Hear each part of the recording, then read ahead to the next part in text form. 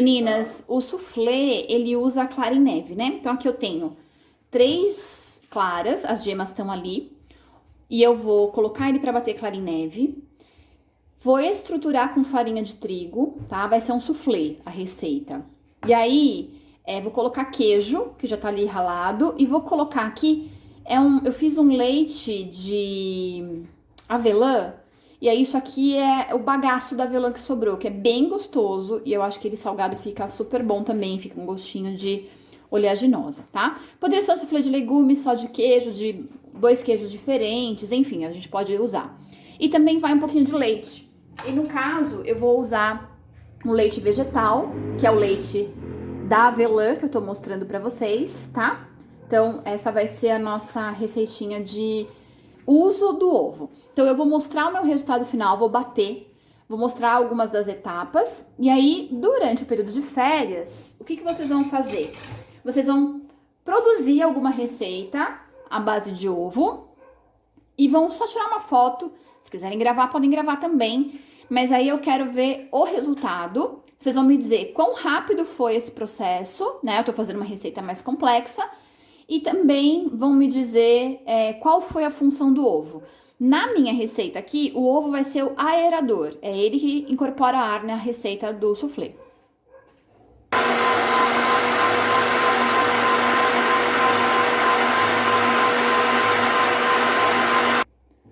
Algumas pessoas falam de produtos que melhoram a estabilidade da clara em neve, tá? O melhor é o açúcar.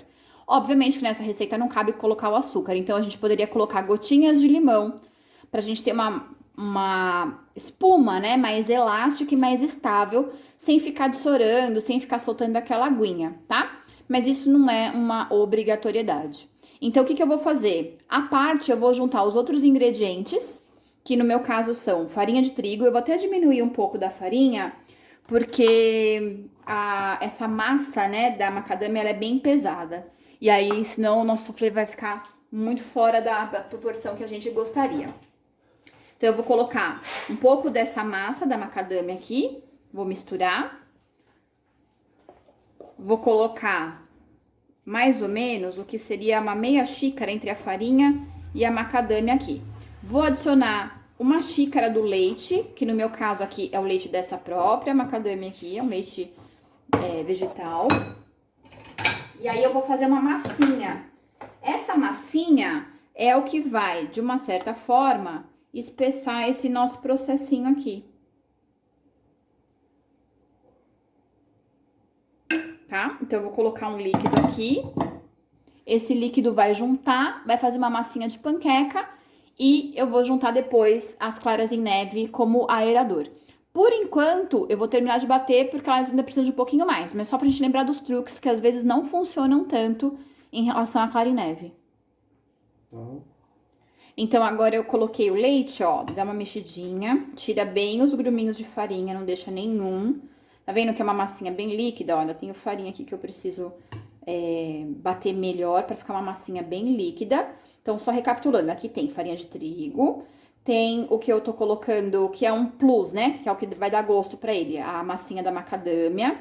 Vou ajustar o sal. Aqui eu vou colocar queijo, porque eu gosto de queijo, mas você poderia não pôr, ou você poderia pôr vegetais batidos aqui, que seriam o sabor, né, do seu prato. Vou colocar um pouquinho de sal. É sempre bom lembrar que o queijo tem sal, né? E também para não ficar extremamente salgado. E a clara em neve tá lá, né? Não vamos esquecer dela. Muito bem. Aqui eu já vou juntar, então, a quantidade de queijo que eu separei para colocar. Eu tô colocando um queijo ralado bem grosseiro, porque eu gosto que ele apareça bastante, tá? Mas se você só tiver um queijo ralado fininho, pode ser também na opção de soufflé de queijo. Então, tá aqui. E aí, o que eu vou fazer? Eu vou incorporar nessa massinha a clara em neve batida e já vou bater um pouquinho das gemas lá também.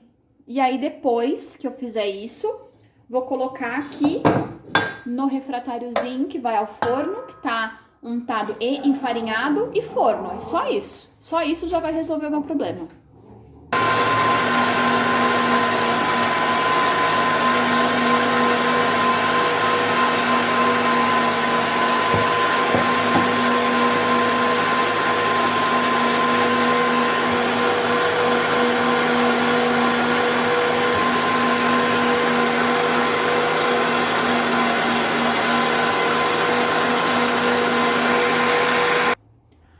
percebam que a gordura baixa um pouco, né? Mas por isso que eu preciso que a clarineve já esteja estável pra ter uma clarineve que cresça bastante. Por isso que quando a gente quebra sem querer e cai um pouquinho da gema, atrapalha, porque a gordura pesa, a gente não incorpora tanto ar, tá? E aí agora, qual que seria a ordem correta? A ordem correta é, eu incorporo um pouquinho da clarineve aqui, sem bater muito, porque senão eu perco esse ar, tá? E aí eu vou juntar esse líquido lá, depois que eu colocar um pouquinho de clara aqui. Então, a ideia é que esse líquido fique bem aerado. Eu tô até achando, sabe o quê? Que a minha forma não vai ser suficiente, que eu fiz mais soufflé do que a capacidade da minha forma. É capaz, viu? Que eu sou dessas mesmo, que exagero. Então, agora eu vou pegar isso aqui, vou misturar aqui aos pouquinhos. Eu abri um cantinho aqui pra ele cair, pra não abaixar muito. E se a minha forma for insuficiente, eu vou precisar de uma forma maior, tá? Então, se vocês virem depois assando numa forma diferente daquela que eu mostrei, é porque não coube. Como previsto, não coube, deu quase o dobro do tamanho da forma, precisei trocar por essa. Então, o forno já tá pré-aquecido, 180 graus, eu vou levar pra assar. Oi, meninas, tá prontinho, ó. Ele cresce e aí depois ele dá uma murchada, mas é isso mesmo, tá? E aí agora eu vou servir com folhinhas, na verdade eu vou servir com brócolis que eu vou fazer na air fryer, só pra ter fibras, mas aí a receita já tá pronta, tá bom?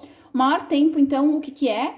O forno, que deu mais ou menos uns 12 minutos no meu forno. Aí você precisa enxergar quanto tempo, né, dependendo da potência do seu forno, mas ele fica assim bem bonito, muito rápido e bastante nutritivo, tá bom?